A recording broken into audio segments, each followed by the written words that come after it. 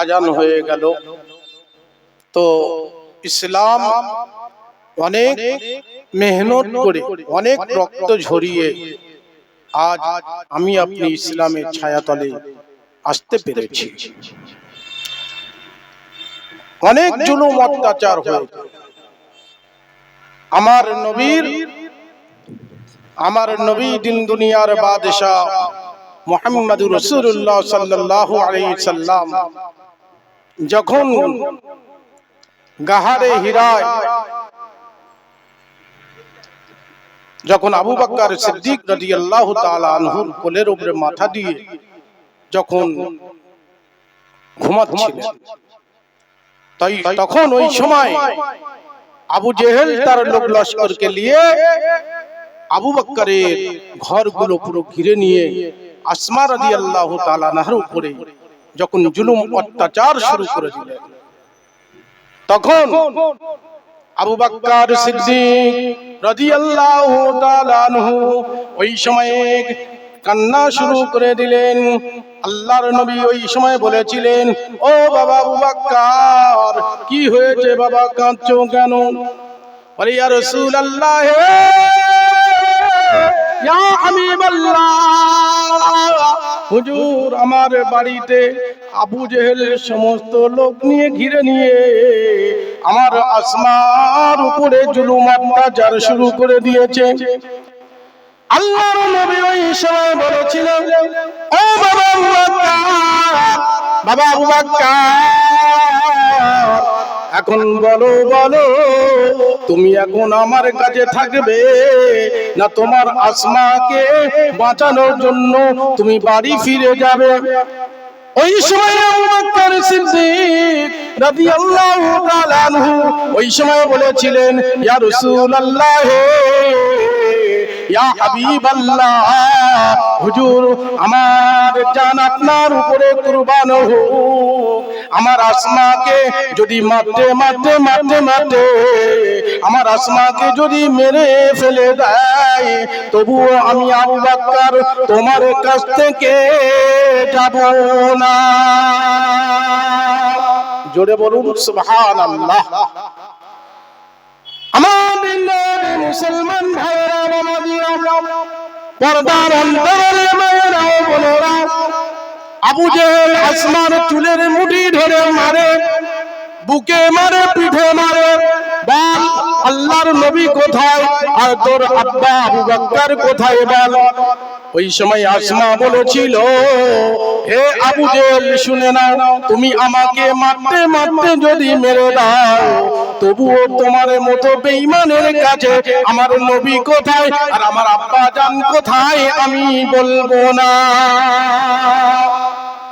আল্লাহর নবী দিন দুনিয়ার বাদশাহ হাবিবুল্লাহ জনাবে মুহাম্মদুর রাসূলুল্লাহ সাল্লাল্লাহু আলাইহি ওয়াসাল্লাম যখন আম্মা জান খাদিজাতুল কুবরা রাদিয়াল্লাহু তাআলা আনহার সঙ্গে যখন বিবাহ হয়েছিল, আল্লাহর নবীর ঘরে যখন বাসর হয়েছিল, বাসর ঘরে আম্মা জান খাদিজাতুল কুবরা রাদিয়াল্লাহু তাআলা আনহা ঘরের এক কোণে বসে আছে। আমার আপনার নবী টুকটুক করে যখন আম্মা জানের কাছে যায়, আম্মা জান ওই সময় ভেবেছিল আমার সুন্দর জায়গা আছে, আমাকে নিয়ে অনেক স্নেহ করবে, আল্লাহর নবী বিশ্ব নবী আমাকে মহব্বত করবে, অনেক জায়গা আছে আমাকে চুম্বন করবে। কিন্তু দেখা গেল আল্লাহর নবী দিন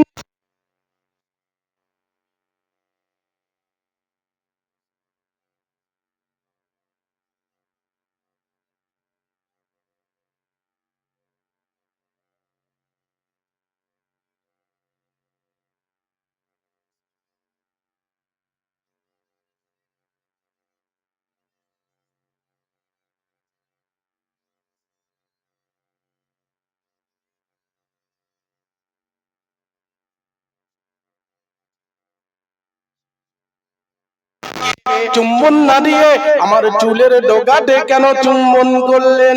আল্লাহর নবী ওই সময় বলেছিল, ও বিবি খাদিজা, আমি বিশ্ব নবী তোমার চুলের ডগাতে চুম্বন দিয়ে সারা বিশ্ববাসীকে জানিয়ে দিলাম যে তোমরা তোমাদের বাড়ির বিবিকে মারধর করো না, তোমার বাড়ির বিবিদেরকে চুলের মুঠি ধরো না, চুলের মুঠি ধরে তোমার বাড়ির বিবিদেরকে জুলুম অত্যাচার করো না। ও বিবি খাদিজা, তোমার চুলের ডগাতে চুম্বন দিয়ে আমি সারা বিশ্বের স্বামীদেরকে শিক্ষা দিয়ে দিলাম যাতে করে সারা পৃথিবীর স্বামীরা তাদের বিবির চুলের সম্মান জানায়। জোরে বলুন না সুবহানাল্লাহ। আর একটু জোরে বলা যাবে না সুবহানাল্লাহ? নারে তাকবীর, নারে তাকবীর। আমার দিনদার মুসলমান ভাইরা বাবাজিরা, আমি আপনি তো ইমানের মহলে বসতে পারি, ইমানের মহলে, ইমানের পরীক্ষার মহলে বসিনি, ইমানের পরীক্ষা দিতে হয়, কিন্তু ইমানের পরীক্ষার মহলে যারা বসে, ইমানের মহলে পরীক্ষায় বসে পরীক্ষা যাদের দিতে হয়েছিল তাদের কতটা জীবন কষ্ট হয়েছিল, রক্ত ঝরিয়েছিল, কত কষ্ট করে তবে তারা ঈমানকে মজবুত করেছিল। তাই তাদের হাতে আল্লাহ পাক সারা বিশ্বটাকে তুলে দিয়েছিল। জোরে বলুন সুবহানাল্লাহ।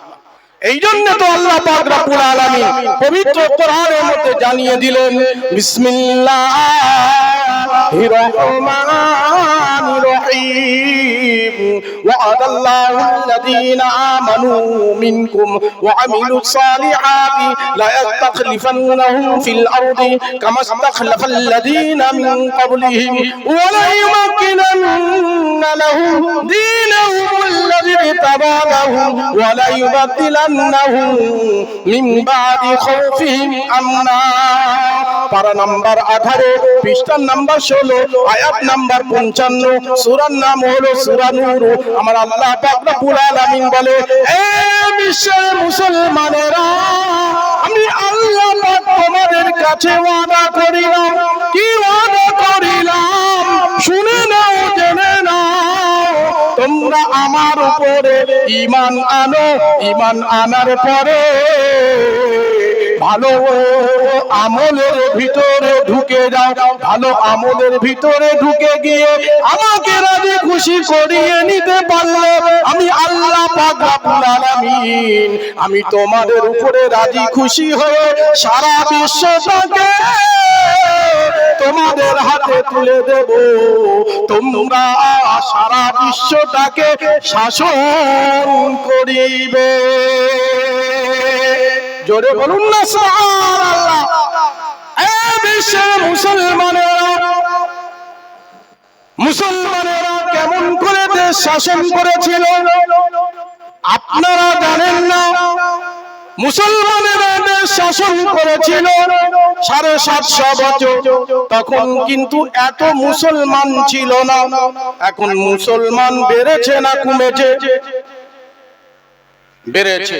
তাহলে এখন মুসলমান লাঞ্ছিত, অপদস্থ কেন?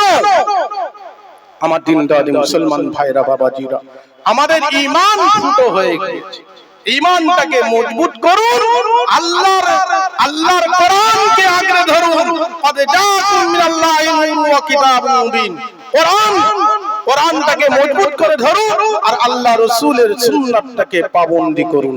করলে দেখবেন আল্লাহ পাক কামিয়াবি করবেন। আল্লাহ পাক আমাকে বলা শোনা বেশি বেশি করে নেক আমল করার তৌফিক দান করুন। আমিন। ওয়া আখির দাওয়ানা আনিল হামদুলিল্লাহি রাব্বিল আলামিন। আসসালামু আলাইকুম ওয়া রাহমাতুল্লাহি ওয়া বারাকাতুহু।